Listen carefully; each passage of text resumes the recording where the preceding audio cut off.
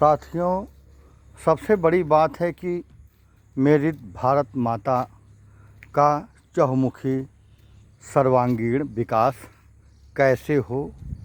इतने बड़े बड़े संकल्प के बावजूद भी विकास करना संभव नहीं हो पा रहा है।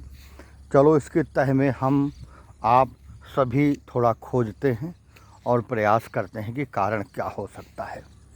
140 करोड़ वाले देश में इतने बुद्धिमान प्रबल बुद्धि वाले ऐसी ऐसी हस्तियाँ रहती हैं जो कि अगर मैं अमेरिका को देखता हूं तो उसको चमकाने वाला भारतीय, ब्रिटेन, फ्रांस, रसिया को देखता हूं तो उसको भी चमकाने वाला भारतीय, तो बेचारा आखिर वह भारतीय इतना सशक्त हो करके अपने भारत माता को क्यों नहीं चमका पाता। इसके पीछे क्या कारण है। जहाँ तक मैंने सेना में नौकरी किया 30 वर्षों तक और पूरे भारत का भ्रमण करने का सौभाग्य भारत माता की सेवा का मुझे मिला, और जहाँ देखा वहीं समस्या से ग्रसित पाया। तो दो चीज़ मैंने अनुभव किया। यह अनुभव किया कि अगर सबसे पहले कई बार मैं देखता हूँ कि अगर कहीं भी पूरे भारत में रास्ता ब्लॉकेज है तो फिर भारत का विकास एक कोरी कल्पना मात्र है। रास्ते को ठीक करने के लिए ग्राम प्रधान बीडीसी से लेकर के और प्रधानमंत्री सड़क तक की व्यवस्था दी गई, परंतु वही ढाक के 3 पात आज भी ग्रामीण अंचल से लेकर शहरों में अवैध कब्जा, रास्तों पर अवैध कब्जा हमारे समूचे भारत के विकास में बाधा बना हुआ है। ये सब जानते हैं, इसके लिए कानून भी बना हुआ है, परंतु कब्जा करने वाला कोई विदेशी तो है नहीं। स्वदेशी 140 करोड़ वो भारतीय ही हैं जो कि गांव के चक्रोड पर क्या करेंगे। अगर चक्रोड की चौड़ाई 15 मीटर है, 15 फीट है, तो ये गलत है। पहली बात तो कानून में संशोधन करके पूरे भारत में गली से लेके मोहल्ला के गांव के चक्रोड से लेके और दिल्ली तक ऐसा कोई मार्ग न रह जाए जिस पर दमकल की गाड़ी न जा सके, क्योंकि सारा हमारा विकास धरा का धरा रह जाता है और एक दूसरे के सर पर हम केवल आरोप प्रत्यारोप मरते हैं, जगते नहीं हैं। हम सब इतने बुद्धिमान हैं कि हम दूसरे स्वर्ग का निर्माण करने में सक्षम हैं, परंतु हम अपने देश के भारत माता को सुंदर बनाने में सक्षम नहीं हो पा रहे हैं। एक छोटा सा कारण रास्तों पर अवैध कब्जा और रास्तों का पूरा खुला साफ सुथरा और चौड़ा ना होना। मैं नहीं कहता तत्काल सब पक्का ही बना दिया जाए, कम से कम उनमें जगह तो हो। केवल 2 काम कर लिया जाए। एक बिल ला करके सरकार द्वारा और मात्र 2 से 3 महीने में समूचे भारत के जितने सकरे रास्ते हैं समूचे भारत के, उनको तत्काल चौड़ा कर दिया जाए। उसमें 140 करोड़ जनता वचनबद्ध होकर सरकार की मदद करे, किसी प्रकार का विरोध न करे। विरोध करने से पहले ज़रा सोचिए, लखनऊ का वो कोचिंग इंस्टीट्यूट, बच्चे जलकर मर जाते हैं। तमाम शहरों में ये समस्याएं आती कि वहाँ जल के सब कुछ खाक हो जाता है, और कारण और परेशानी एक ही आती है कि वहाँ दमकल की गाड़ी नहीं पहुँचती, क्योंकि आपने रोड रास्ता इतना सकरा बनाया है। इतने बड़े बुद्धिमान, जहाँ जहाँ सकरा रास्ता सब बुद्धिमान है, परंतु किसी का ध्यान उधर जाता, सबका ध्यान है, परेशानी सबको होती है।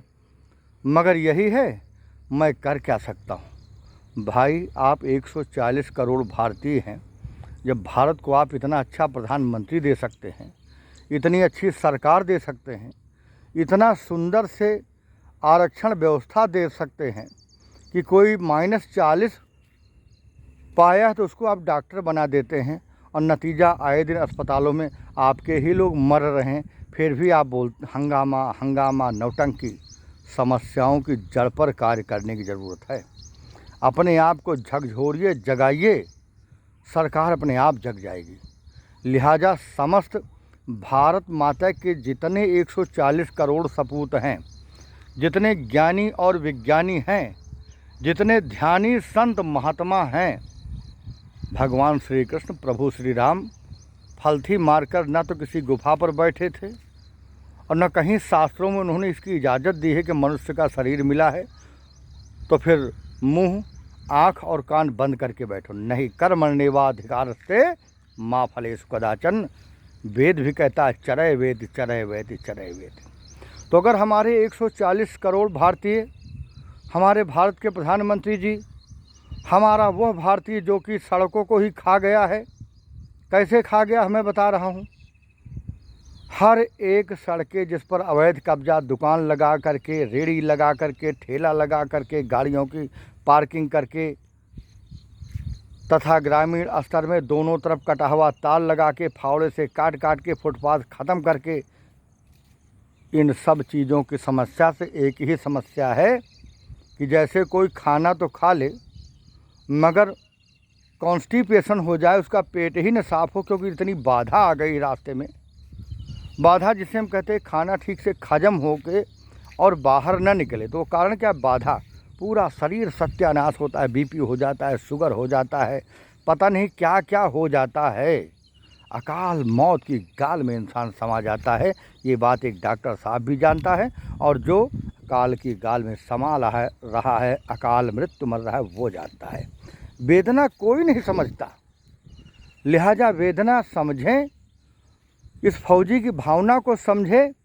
और जैसे भारत का एक प्रधानमंत्री ताकत देता है कि सबका साथ, सबका विकास, सबका प्रयास, वो कहते हैं। सबका प्रयास क्यों कहते हैं? क्योंकि प्रधानमंत्री जी बुलडोज़र भेज देंगे, कानून व्यवस्था भेज देंगे, अब आप लेकर लाठी डंडा मरने पर तैयार हो जाओ, तो भी सोचते हैं यार अपनों को क्या करें, अपनों को कैसे मारें। आपका ही बच्चा है तो एक प्रधानमंत्री की आंख में आंसू आ जाता है। बुलडोज़र वाला भी अपना भारतीय है, उसे भी देख के आंख में आंसू आ जाता है। पुलिस प्रशासन खड़ा है, उसके भी आंख में आंसू आ जाता है। तो आप सब अपने कैंसर का इलाज कीजिए।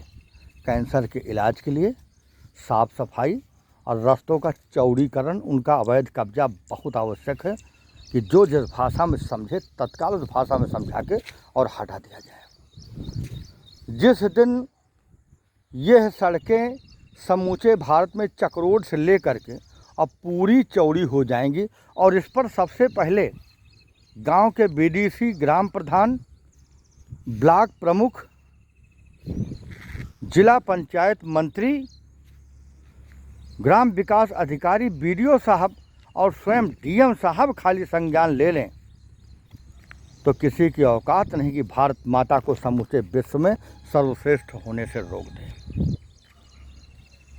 लिहाजा आओ संकल्प लें कि हम भारत माता को अगले 1 साल में प्रधानमंत्री जैसे ग्राम सड़क योजना है, वैसे 140 करोड़ भारतीय रास्ता चौड़ीकरण एवं अवैध कब्जा मुक्ति योजना चला करके और समूचे भारत के रास्तों को इतना सुंदर बना दिया जाए कि भारत के गांव के भी किसी रास्ते में, शहर के किसी भी रास्ते में कम से कम कोई भी मार्ग हो वो 30 फीट से चौड़ा तो कतई कम न हो, किसी भी हालत में कम न हो।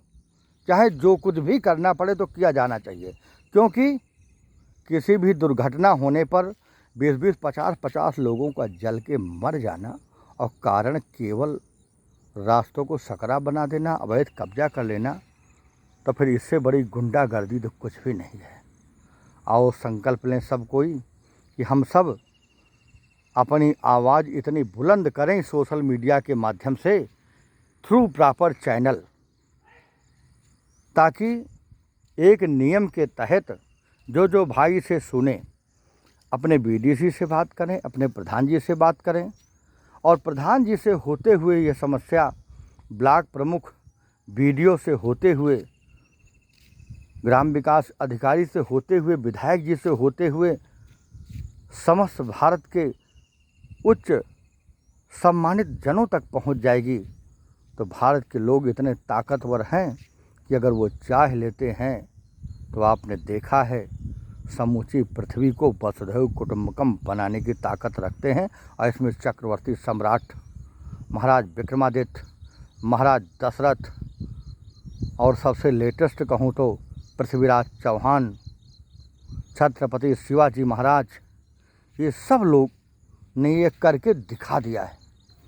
बस कुछ नहीं हुआ है, उनको कोई समर्थ रामदास गुरु जैसा मिला जो कि जगाया। आज मैं समर्थ रामदास गुरु तो नहीं, परंतु हाँ, उनके श्री चरणों की धूल जरूर हो सकता हूँ, उनका शिष्य हो सकता हूँ, मैं अपने आप में दधीच हो सकता हूँ। आवाज़ तो बुलंद हमको करना ही चाहिए, और जहाँ रहो अगर एक एक व्यक्ति प्रयास करेगा तो ये समस्याएं हल हो जाएंगी। बहुत बहुत धन्यवाद। आओ देखते हैं कि हम इस पे कितना संज्ञान लेते हैं, कितनी हमारी आत्मा झकझोरती है, कितना हमारी आत्मा जगती है। जय हिंद, जय भारत।